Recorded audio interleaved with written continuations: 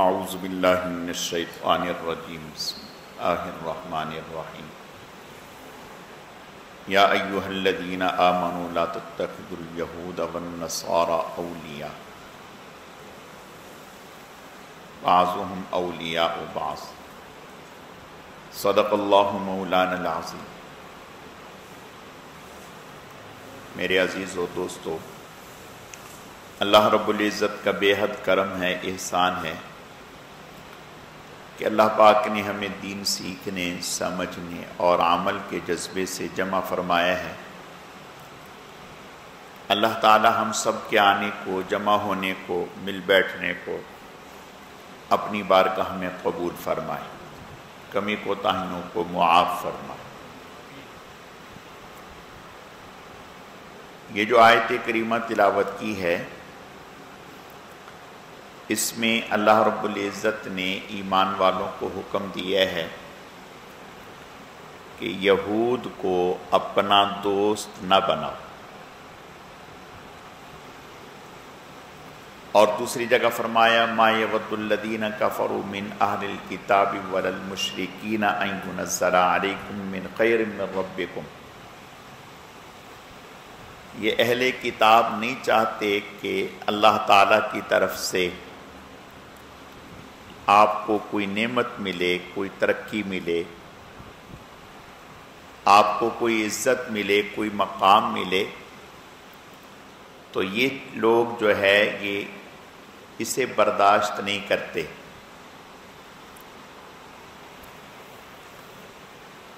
اور ایک جگہ اللہ فرماتے ہیں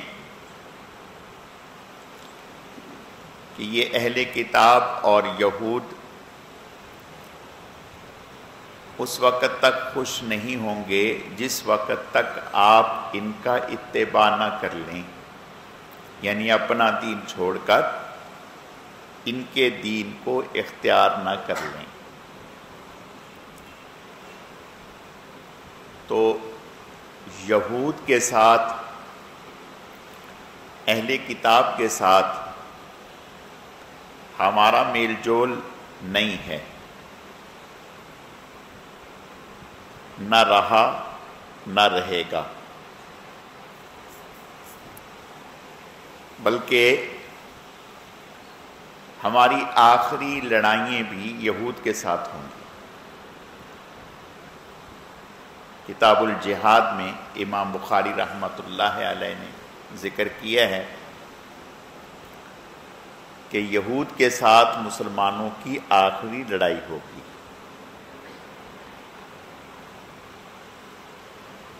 اور یہ حضرت عیسیٰ علیہ السلام کا زمانہ ہوگا، اس وقت حضرت عیسیٰ علیہ السلام تشریف لے آئیں گے۔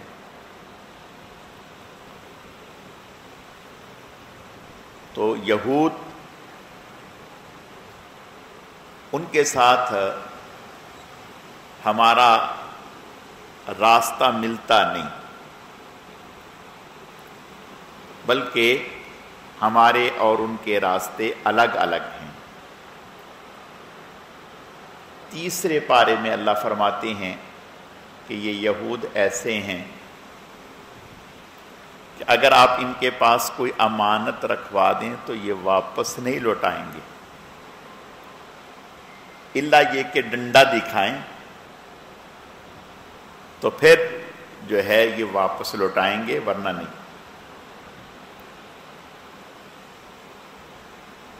تو جب یہود کے ساتھ ہمارا اتنا شدت والا اختلاف ہے، اور یہود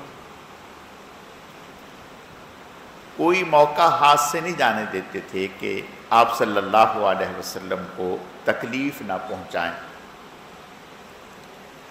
قرآن پاک بھرا پڑا ہے یہود کی شرارتوں سے۔ سورہ منافقون میں اللہ نے ان کا ذکر کیا ہے،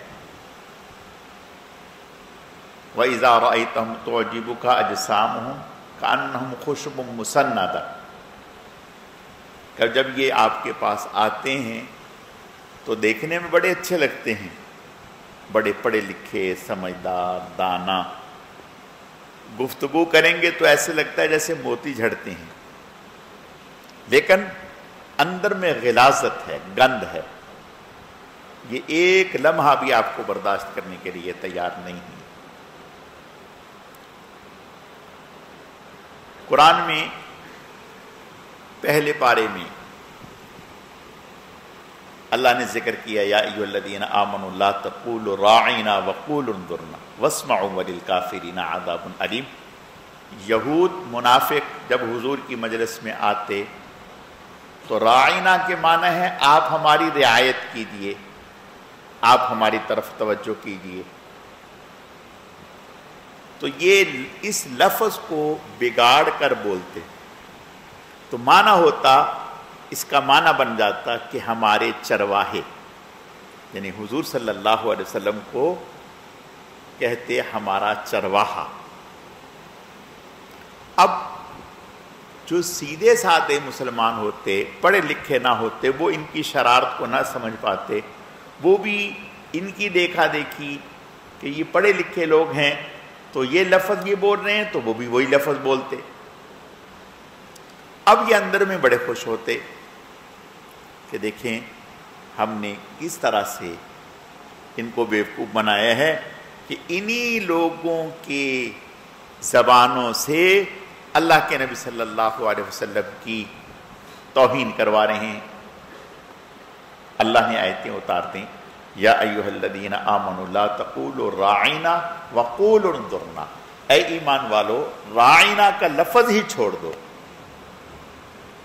یہ لفظ ہی چھوڑ دو جس لفظ سے حضور کی توہین ہونے کا امکان ہے، اس کی بجائے انظرنا کا لفظ کہیں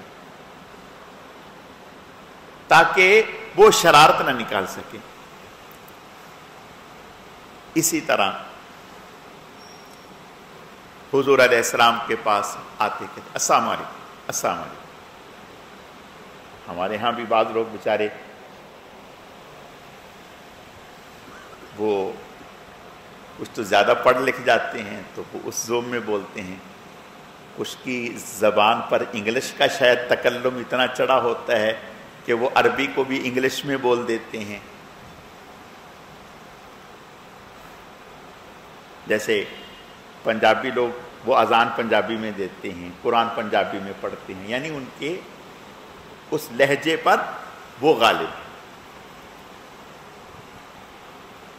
تو السلام کے معنی موت آئے، السلام علیکم یعنی تم پر موت آئے، یہ ایک بددعائیہ کلمہ ہے، حضور کو یہ کہتے، جب حضور کی مجلس میں آتے تو یہ کہتے، آپ صلی اللہ علیہ وسلم سمجھ جاتے، آپ فرماتے وعلیکم وعلیکم۔ ایک دفعہ اسی طرح سے ایک یہودی آیا، اس نے شرارت کے طور پر یہ کہا، حضرت عائشہ صدیقہ رضی اللہ تعالی عنہ حجرے میں سن رہی تھیں، انہوں نے فرمایا وعلیکم ولعنت اللہ وغضب اللہ، آپ پر اللہ کی لعنت ہو، اللہ کا غضب ہو۔ حضرت عائشہ حضور نے سن لیا، حضور نے فرمایا عائشہ نرمی کرو نرمی کرو۔ حضرت عائشہ صدیقہ رضی اللہ تعالیٰ نے فرمایا یا رسول اللہ آپ نے سنا نہیں اس نے کیا بکا؟ آپ نے فرمایا آپ نے نہیں سنا میں نے کیا جواب دیا؟ آپ نے فرمایا جو اس نے کہا وہ میرے حق میں قبول نہیں ہوگا اور جو میں نے کہا وہ اس کے حق میں قبول ہوگا۔ تو میں عرض یہ کرنا چاہتا ہوں کہ یہود نے کبھی ہمارے نبی کو برداشت نہیں کیا، ہمارے دین کو برداشت نہیں کیا، حضور صلی اللہ علیہ وسلم سے سخت عداوت رکھتے تھے۔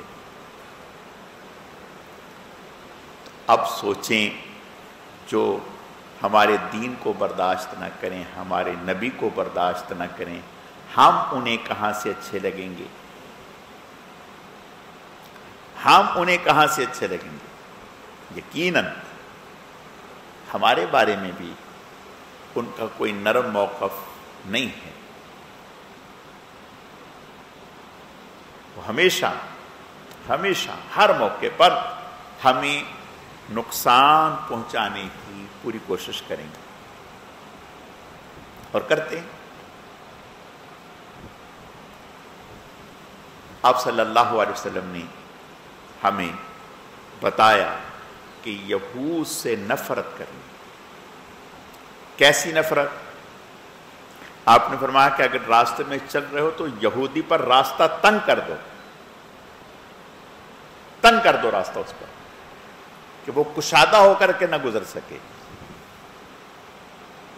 دیوار کے ساتھ گھسڑ کے گزرے۔ یعنی تمہارے اندر میں یہودیوں کے لیے کوئی نرم گوشہ نہیں ہونا چاہیے۔ اللہ کے نبی صلی اللہ علیہ وسلم نے عبادت جیسے عمل میں ہمیں حکم دیا کہ بھئی عبادت کا انداز بھی یہود سے بدلو۔ یہود روزہ رکھتے ہیں 10 محرم کا، آپ نے فرمایا کہ رکھیں گے ہم بھی، لیکن ان کی مشابہت نہیں ہونے دیں گے، ہم 10 کے ساتھ 9 کا رکھیں گے تاکہ یہود کے ساتھ ہماری مشابہت نہ ہو کسی بھی طرح سے۔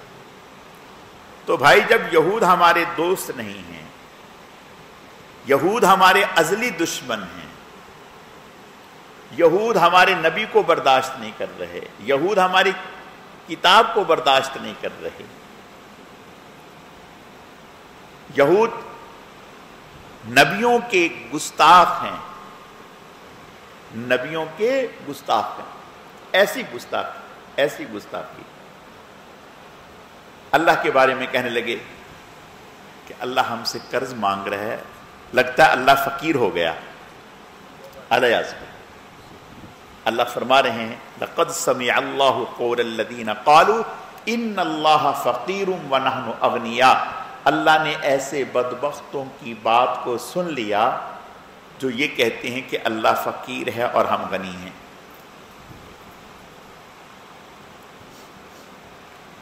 نبیوں کو ناحق قتل کیا۔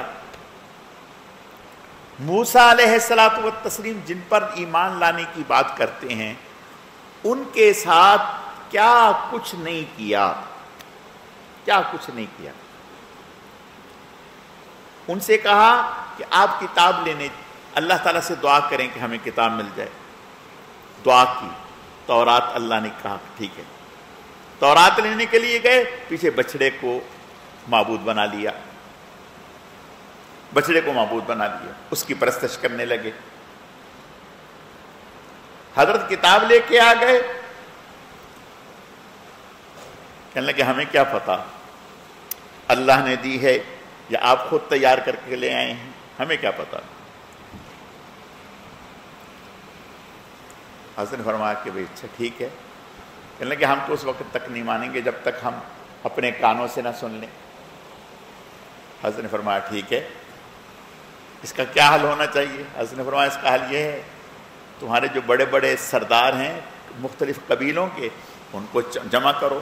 70 سرداروں کو حضرت نے ساتھ لیا، کوہ طور پر لے کر کے چلے گئے۔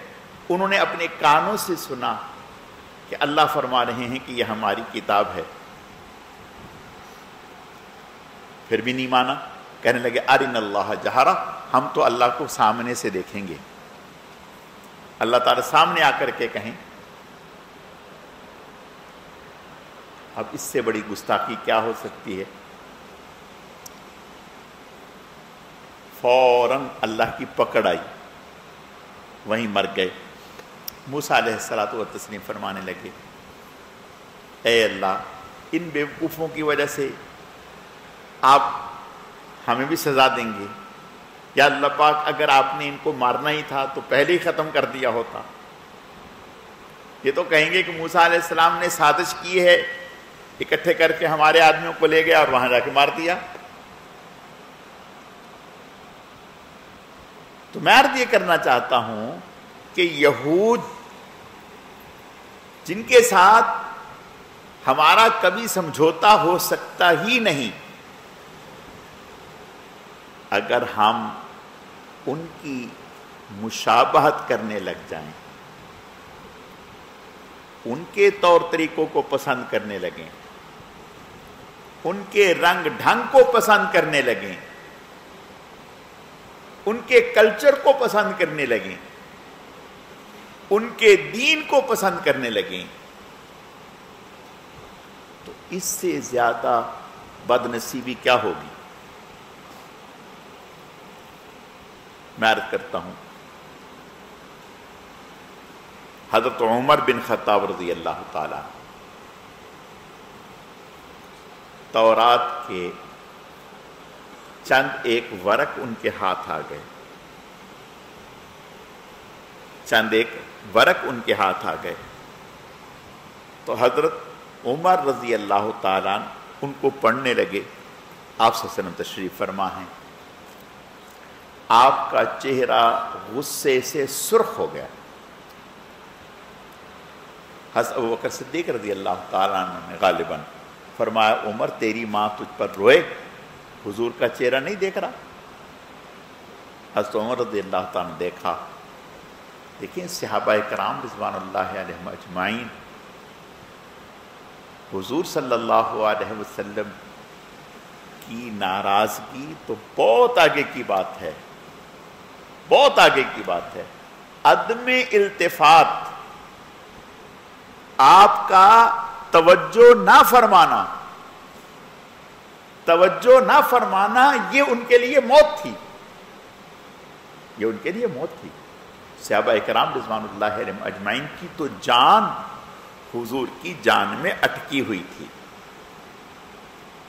حدیث شریف میں آتا ہے کہ صحابہ کرام رضوان اللہ علیہم اجمعین حضور سے ایسی محبت تھی کہ ادب و احترام میں کبھی آنکھیں پھاڑ کر حضور کی طرف نہیں دیکھا، بالکل بھی نہیں، نظریں جھکائے رکھتے تھے۔ صرف دو لوگ تھے جو حضور کی طرف دیکھتے رہتے تھے، حضرت عمر اور صدیق اکبر۔ سوال کرنا ہوتا تو انہی سے کہتے تھے کہ آپ کہیں، خود نہیں کرتے۔ اور آپ صلی اللہ علیہ وسلم کسی کو حکم بھی نہیں دینا پڑتا تھا کہ آپ یوں کر لیں، نہیں نہیں، سلام کا جواب نہ دیا بس یہی کافی تھا، سلام کا جواب نہ دیا یہی کافی تھا۔ صحابی فرماتے ہیں کہ ایک دفعہ ہم سفر میں اونٹوں پر جو کپڑے ڈالتے ہیں سوار ہونے کے لیے، تو وہ کپڑے ڈالے صحابہ کرام نے اپنی سواریوں پر، تو خاصی مقدار میں جو اونٹوں پر کپڑا ڈالا ہوا تھا وہ سرخی مائل تھا یا سرخ رنگ تھا اس میں۔ آپ نے فرمایا میں یہ کیا دیکھ رہا ہوں، آپ پر سرخی غالب نہیں آتی جا رہی؟ یہ فرمایا میں کیا دیکھ رہا ہوں، لگتا ہے کہ آپ پر سرخی غالب آتی جا رہی ہے۔ یہ فرمایا۔ حدیث شریف میں آتا ہے کہ صحابہ کرام اس قدر ڈر کے تیزی سے اٹھے کہ اونٹ رسیاں توڑا کر بھاگ گئے، بدک گئے اونٹ۔ یعنی اس کا مطلب یہ ہے کہ صحابہ کرام کا مجمع کا غیر معمولی طور پر اٹھنا ہے اور غیر معمولی طور پر تیزی کے ساتھ جانوروں کی طرف بھاگنا ہے، جس سے اونٹ جیسا جانور خوف زدہ ہو کر رسی توڑا کر بھاگ گیا۔ اور فوراً صحابہ کرام نے وہ کپڑے ہٹائے اور آگ میں جلا دیے۔ یعنی اندازہ کریں، اتنی سی بات، یہ نہیں کہا کہ بھئی یہ کپڑے ہٹا دو، ان کو جلا دو، نہیں، اتنی سی بات۔ یہ کب ہوتا ہے؟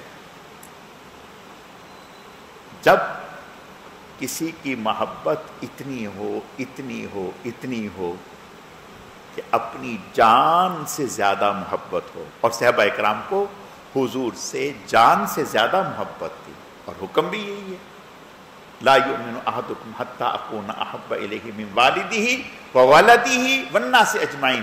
جب تک حضور سے ایسی محبت نہیں ہوگی، ساری انسانیت سے، اپنی اولاد سے، بیوی بچوں سے، سب سے زیادہ جب تک حضور سے محبت نہیں ہوگی ایمان کامل نہیں ہوگا۔ اور صحابہ کرام کو حضور سے ایسی محبت تھی، ایسی محبت تھی۔ یعنی آپ صلی اللہ علیہ وسلم مدینہ منورہ میں تشریف لائے تو اب جب آپ قباء سے پہلے تو آپ نے 12 دن قباء میں، جب آپ مدینہ منورہ ہجرت کر کے تشریف لے گئے تو پہلے 12 دن آپ نے قباء کی جو بستی ہے وہاں قیام فرمایا۔ پھر آپ صلی اللہ علیہ وسلم مدینہ منورہ تشریف لے گئے۔ جب مدینہ منورہ آپ تشریف لے گئے تو اس وقت ایک عجیب عالم تھا کہ صحابہ کرام اسلحہ لگائے ہوئے، ہتھیار لگائے ہوئے، جانباز کے طور پر آپ کے گن مین کے طور پر آگے آگے چل رہے تھے اور راستہ بنا رہے تھے، اور ایک ہجوم تھا، اور عورتیں بچے چھتوں پہ کھڑے ہو کر کے آپ صلی اللہ علیہ وسلم کی زیارت کر رہے تھے اور ایک ترانے گا رہے تھے۔ ایک عجیب یعنی رونق تھی اور خوشی تھی۔ اس وقت ہر انصاری صحابی یہ چاہ رہا تھا کہ حضور آج میرے مہمان ہو جائیں۔ یہ دیکھو یہ کتنی بڑی بات ہے، کتنی بڑی خوش نصیبی کی بات ہے۔ آپ صلی اللہ علیہ وسلم اور ہر ایک کہتا یا رسول اللہ ہمارے ہاں آپ نے کوئی آپ کی سواری کو پکڑ کر روکنا چاہتا کہ میں اپنے گھر میں، یعنی جب آپ مدینے میں داخل ہو گئے تو اب مختلف صحابہ کرام کے گھر آ رہے ہیں، ہر آدمی چاہتا ہے میرے گھر میں۔ حضور نے فرمایا یہ میری سواری جو ہے اس کو چھوڑ دو، یہ آسمانی ہدایت پر چلتی ہے، جہاں اللہ کی طرف سے میرا ٹھہرنا مقدر ہوگا یہ خود بخود وہاں جا کر رک جائے گی، وہاں جا کے رک جائے گی۔ ایسا ہی ہوا۔ یہ اونٹنی حضرت ابو ایوب انصاری رضی اللہ تعالیٰ عنہ کے گھر کے دروازے کے سامنے جا کر رک گئی۔ اب دیکھیں یہ بھی ایک خدائی نظام تھا کہ اللہ پاک نے اپنی رحمت سے اس کا انتخاب اپنے ذمے لیا، ورنہ تو اگر آپ صلی اللہ علیہ وسلم فرماتے کہ بھئی فلاں کے ہاں رک جاؤ، فلاں سبھی چاہ رہے تھے کہ ہمارے ہاں رکیں، سبھی چاہ رہے تھے کہ ہمارے ہاں رکیں، لیکن آپ صلی اللہ علیہ وسلم نے ارشاد فرمایا کہ بھئی اس اونٹنی کو چھوڑ دو، جہاں اللہ کی طرف سے طے ہوگا یہ اونٹنی وہیں جا کے رک جائے گی۔ چنانچہ آپ کی سواری حضرت ابو ایوب انصاری رضی اللہ تعالیٰ ان کے دروازے پر جا کر کے رکی، اور یہ آپ صلی اللہ علیہ وسلم کے ننہال کی طرف سے رشتہ دار تھے، ننہال کی طرف سے رشتہ دار تھے۔ ان کے اب جب ان کے گھر کے سامنے سواری رکی تو آپ سوچیں ان کی خوشی کی کیا انتہا ہوگی، اس لیے کہ وہ سمجھ گئے کہ یہ انتخاب خداوندی ہے، یہ انتخاب خداوندی ہے، یہ شرف کسی انسان نے مجھے نہیں دیا بلکہ خلاق عالم رب ذوالجلال نے یہ شرف مجھے عطا کیا ہے۔ حضرت ابو ایوب انصاری رضی اللہ تعالیٰ خوشی سے آپ کا سامان اتارا اور اتار کر گھر لے گئے۔ اب حضرت ابو ایوب انصاری رضی اللہ تعالیٰ عنہ کا جو مکان تھا وہ اس طرح سے تھا کہ 2 منزلہ تھا، 2 منزلہ تھا، جیسے ہمارے ہاں بھی ہوتے ہیں، نیچے بنا ہوا ہے گراؤنڈ، اس کے اوپر بنا ہوا ہے۔ تو حضرت ابو ایوب انصاری رضی اللہ تعالیٰ عنہ نے حضور سے کہا کہ یا رسول اللہ آپ اوپر ٹھہریں، ہم نیچے ٹھہر جاتے ہیں۔ آپ نے فرمایا دیکھو بھائی میرے پاس مہمانوں کی آمد و رفت، چونکہ ایک مجمع پورا شہر ہے، ملنے کے لیے آئے گا، اب جب ہم اوپر ٹھہریں گے آپ نیچے ٹھہریں گے تو آپ کے گھر سے گزر کر لوگوں کو اوپر آنا ہوگا، تو اس میں آپ کو تکلیف ہوگی۔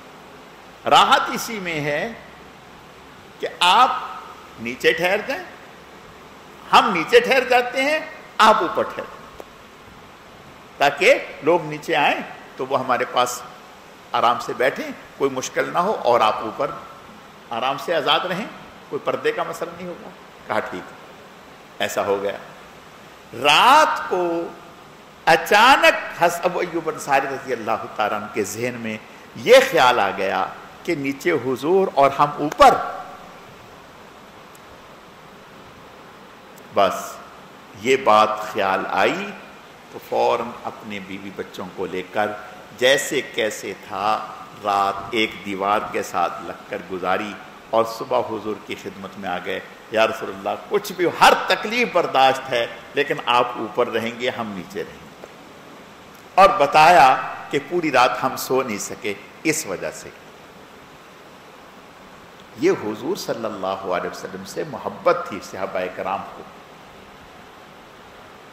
جب حضور سے ایسی محبت تھی تو پھر وہ حضور کی منشا کے خلاف سوال ہی پیدا نہیں ہوتا کہ وہ حضور کی منشا کے خلاف چلیں۔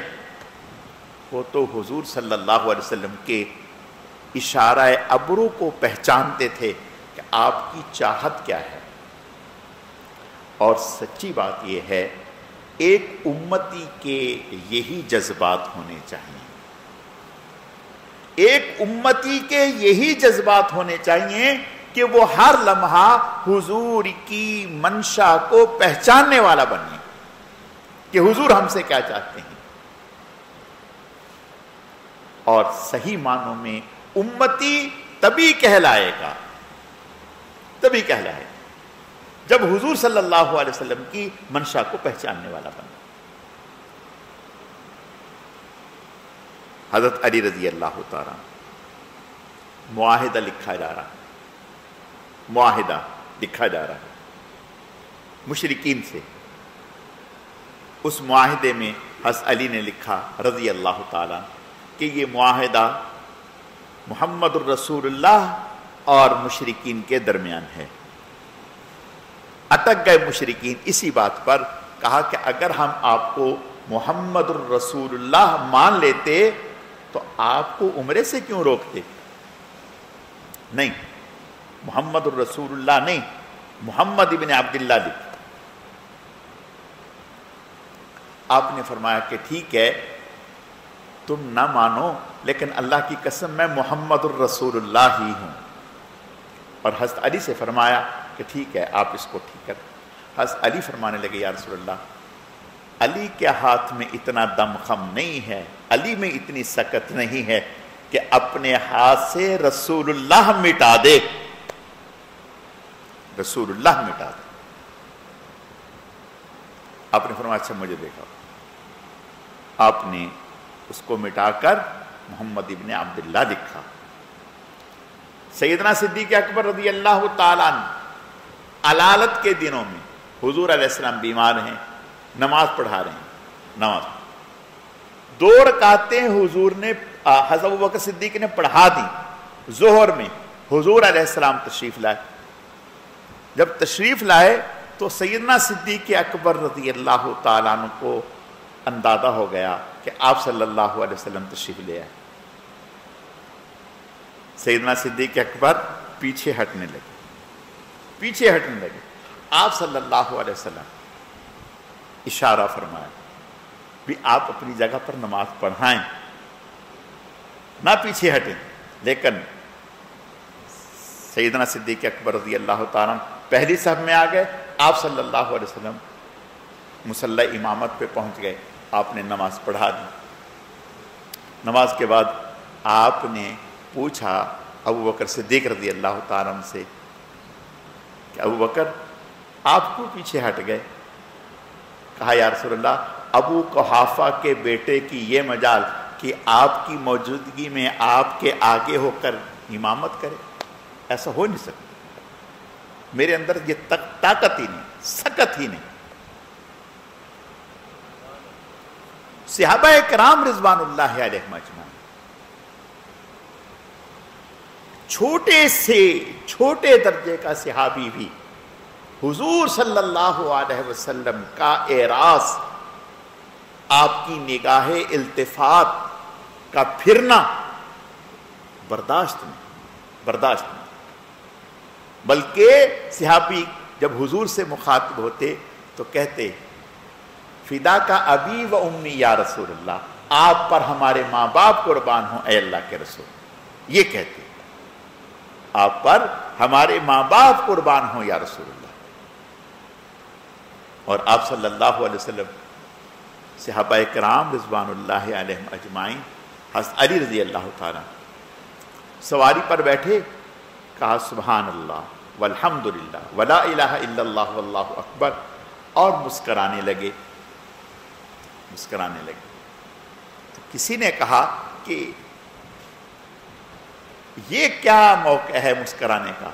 کہا کہ موقع ہو نہ ہو، میں نے آپ کو اسی طرح سواری پر بیٹھ کر یہ کلمات کہتے ہوئے اور مسکراتے ہوئے دیکھا ہے، تو میں آپ کی ادا کو اختیار کر رہا ہوں۔ تو میرے عزیزو، ہم حضور صلی اللہ علیہ وسلم کے امتی ہیں، ہم تصنع سے نکلیں، دکھاوے سے نکلیں، رسومات سے نکلیں، آپ صلی اللہ علیہ وسلم کی حقیقی زندگی کو اختیار کریں۔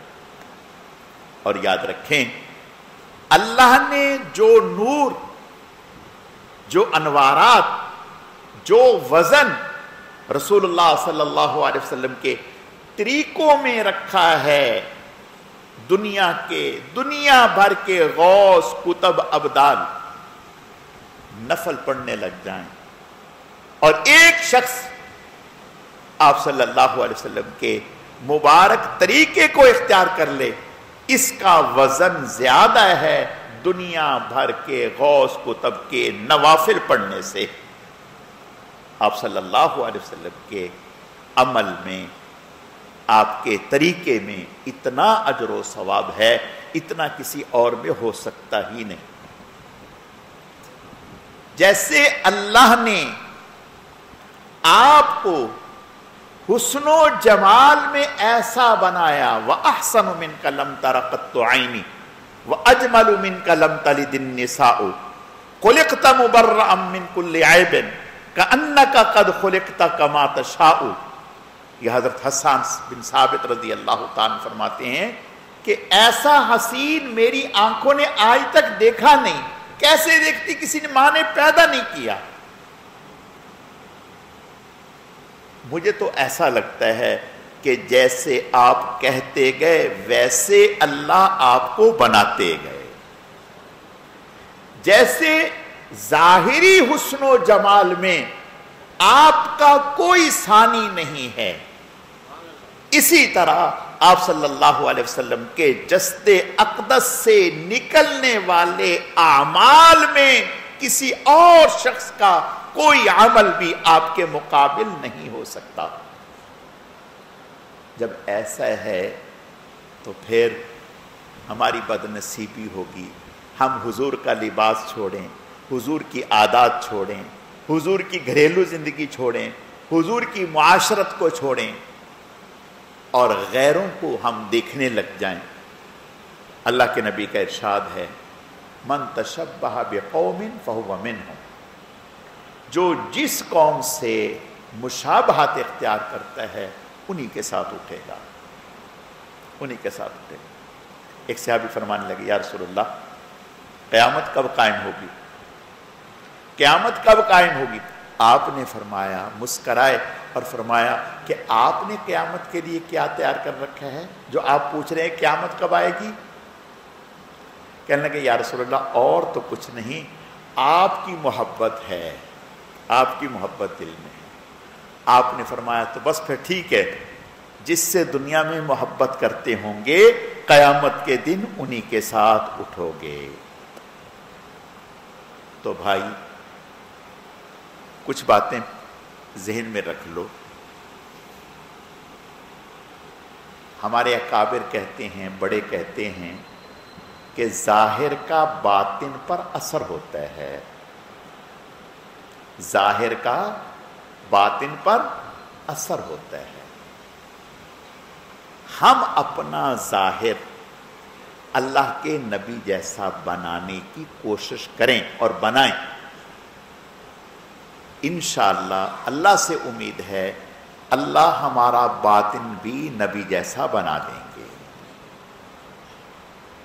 پہلے ہم اپنا ظاہر اپنے نبی جیسا بنانے کی کوشش میں لگ جائیں، کوشش میں لگ جائیں، انشاءاللہ اللہ تعالیٰ اس کی برکت سے ہمارا باطن بھی ہمارے نبی جیسا بنا دیں گے۔ اور یاد رکھیں حضور علیہ الصلاۃ والتسلیم کے مبارک طریقے آپ کی مبارک سنتیں میں نے پہلے بھی کئی دفعہ ذکر کیا۔ مفتی پاکستان مفتی محمد شفیع صاحب رحمۃ اللہ علیہ حضرت آپ صلی اللہ علیہ وسلم کے روضہ اطہر پر تشریف لے گئے اور مواجہ شریف کے سامنے سلام پڑھنے کے لیے کھڑے ہو گئے، سلام پڑھتے رہے، درود پاک پڑھتے رہے۔ حضرت فرماتے ہیں کہ کچھ آگے جگہ بنی، یعنی مواجہ شریف کے جالی کے قریب، میرے دل میں آیا کہ میں آگے بڑھوں، اور دل میں یہ خیال ہوا کہ لوگ بھی تو ہیں جو جالی کے ساتھ لگ کر درود پڑھ رہے ہیں، سلام پڑھ رہے ہیں، یعنی کتنا قریب ہو کر پڑھ رہے ہیں، کتنا قریب ہو کر کے پڑھ رہے ہیں۔ کاش میں بھی آگے بڑھ جاؤں اور قریب ہو کر کے درود پاک پڑھوں، سلام پڑھوں۔ کہنے لگے میں ابھی یہ سوچ ہی رہا تھا کہ مجھے یوں لگا کہ روضہ اطہر سے آواز آئی ہے، روضہ اطہر سے آواز آئی ہے کہ ہمارے قریب وہ نہیں جو جالی کے ساتھ لگ کے کھڑا ہے، ہمارے قریب تو وہ ہے جس نے ہمارے طریقوں کو اختیار کر رکھا ہے۔ فرمانے لگے میرے کانوں نے یہ سنا، آواز آئی کہ ہمارے قریب وہ نہیں جو جالی کے ساتھ لگ کے کھڑا ہے، ہمارے قریب تو وہ ہے جو دور ہو کر کے بھی ہمارے طریقوں کو اختیار کیا ہوا ہے، تو وہ دور ہو کر کے بھی ہمارے قریب ہے۔ گویا حضور سے قریب کرنے والی چیزیں وہ حضور کی ادائیں ہیں، حضور کے طریقے ہیں۔ تو بھائی ہم انشاءاللہ تعالی نیت کریں کہ انشاءاللہ آج سے ہم حضور صلی اللہ علیہ وسلم کی سنتوں کو اختیار کریں گے، ٹھیک ہے؟ چلو ایک عمل میں عرض کرتا ہوں، اس کو اختیار کریں، انشاءاللہ آگے بھی اللہ تعالیٰ آسان فرما دیں گے۔ وہ یہ ہے کہ رات کو سونے سے پہلے وضو کر کے سویں۔ آپ صلی اللہ علیہ وسلم، حضرت عائشہ صدیقہ رضی اللہ تعالیٰ عنہ فرماتی ہیں کہ آپ صلی اللہ علیہ وسلم سونے سے پہلے اس طرح سے وضو کرتے جیسے نماز کے لیے وضو کیا جاتا ہے، وضو کر کے پھر آپ سوتے۔ اور حدیث میں آتا ہے کہ جب آدمی رات کو وضو کر کے سوئے تو پوری رات، بھلے سونے کے فوراً بعد وضو ٹوٹ جائے، یعنی لیٹنے کے فوراً بعد وضو ٹوٹ جائے، کوئی غم نہیں، لیکن لیٹے باوضو ہو کر لیٹے گا تو پوری رات فرشتے اس کی نیکیاں لکھتے رہیں گے۔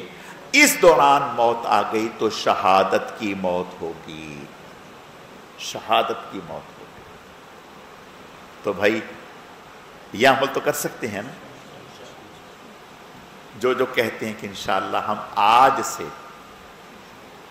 اس عمل کو اختیار کریں گے، تو اب پتہ نہیں ہاتھ کھڑے کروانا ٹھیک ہے یا نہیں ٹھیک، بہرحال اللہ کے اوپر بھروسہ کر کے نیت فرما لیں انشاءاللہ، اور دعا بھی کریں کہ یا اللہ اپنے کرم سے ہمیں جب تک زندگی ہے اس عمل کو نبھانے کی توفیق عطا فرما۔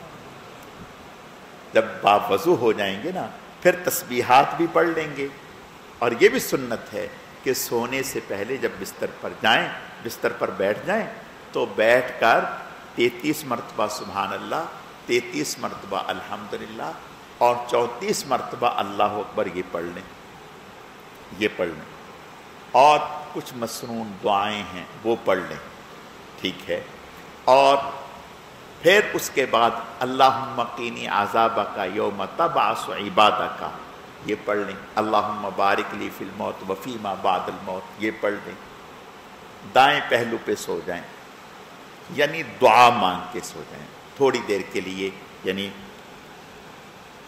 2 منٹ کے لیے دعا مانگ لیں، اور دعا میں یہ کہیں کہ یا اللہ صبح سے اب تک جتنے بھی مجھ سے گناہ ہوئے، میری زبان سے، میری آنکھ سے، میرے ہاتھوں سے، میری نیت سے، کسی بھی طرح کی یا اللہ میں توبہ کرتا ہوں، مجھے معاف فرما، اور یا اللہ پاک میں اپنے دل کو ہر مسلمان سے صاف کر رہا ہوں، میرے دل میں کسی مسلمان کے لیے کچھ نہیں یا اللہ، میں ہر مسلمان کی محبت دل میں رکھتا ہوں، یا اللہ آپ بھی میرے دل کو صاف کر دیں، یہ نیت کر کے سو جائیں۔ انشاءاللہ حضرت تقی صاحب دامت برکاتہم العالیہ نے لکھا ہے کہ اگر کوئی آدمی 40 دن ایسا کر کے دیکھے، حضرت نے فرمایا میں اللہ پر بھروسہ کر کے یقین کے ساتھ کہتا ہوں اللہ اسے اپنی محبت نصیب فرما دیں گے، اللہ اپنا تعلق نصیب فرما دیں گے۔ تو بھائی انشاءاللہ کر لیں گے نا بھائی، اللہ تعالیٰ جزائے خیر عطا فرما۔ الحمدللہ رب العالمین والعاقبۃ للمتقین والصلاۃ والسلام علی سید المرسلین اللہم صل علی محمد النبی الامی وعلی آلہ واصحابہ وبارک وسلم وصلی علیہ اللہم لک الحمد کما انت اہل فصل علی محمد کما انت اہل وفعل بنا ما انت اہل فانک اہل التقوی واہل المغفرہ۔ اے اللہ جو کچھ کہا سنا گیا اسے اپنی بارگاہ میں قبول فرما، جتنا بھی درود شریف محض آپ کی توفیق اور آپ کے فضل سے پڑھا گیا اسے اپنی بارگاہ میں قبول فرما، اس کا اجر و ثواب جناب رسول اللہ صلی اللہ علیہ وسلم کی خدمت میں بطور تحفہ اور ہدیہ قبول فرما، پھر آپ علیہ السلام کے صدقہ اور طفیل سے آپ کی ازواج، اہل بیت، خلفائے راشدین 10 مبشرہ، تمام صحابہ کرام و صحابیات، تمام انبیاء کرام، حضرت شیخ الحدیث رحمۃ اللہ علیہ، ہمارے حضرت جی رحمۃ اللہ علیہ، سلسلے کے تمام اکابر، اسلاف، بزرگان دین، مشائخ اعظام، ہم سب کے والدین، ہم سب کے اساتذہ کرام، پوری امت کو اے اللہ اس کا اجر و ثواب پہنچا۔ اے اللہ درود شریف کے اس مبارک عمل کو آپ صلی اللہ علیہ وسلم کے قرب خاص کے حصول کا ذریعہ فرما، آپ کی دعاؤں میں ہمیں شامل فرما۔ اے اللہ درود شریف کے اس مبارک عمل کی برکت سے ہم سب کا خاتمہ ایمان پر فرما، اپنے اپنے وقت پر پاکیزہ طیب کلمے والی موت نصیب فرما، ناگہانی موت سے، اچانک اور حادثاتی موت سے اے اللہ ہم سب کی حفاظت فرما۔ اے اللہ ہم سب کے زندگی بھر کے پہلے تمام گناہوں کو معاف فرما، آئندہ کے لیے ہر قسم کے گناہ سے ہماری حفاظت فرما، بیماروں کو صحت و تندرستی عطا فرما، مسلمان مرحومین کی کامل مغفرت فرما، اپنے انعامات کو ہم پر عام اور تام فرما، کامل اور مکمل فرما، ہر نعمت کے حاصل ہونے پر اپنی ذات عالی کا بے حد شکر ادا کرنے کی توفیق عطا فرما، ناشکری ناقدری سے ہماری حفاظت فرما۔ اے اللہ ہمیں شکر کرنے والا دل اور شکر کرنے والی زبان عطا فرما، ذکر کرنے والا دل اور ذکر کرنے والی زبان عطا فرما۔ اے اللہ ہم سب کو اپنے غیب کے خزانوں سے رزق حلال، خوشحالی، فراوانی، عزت، عافیت اور سہولت کے ساتھ وافر مقدار میں نصیب فرما۔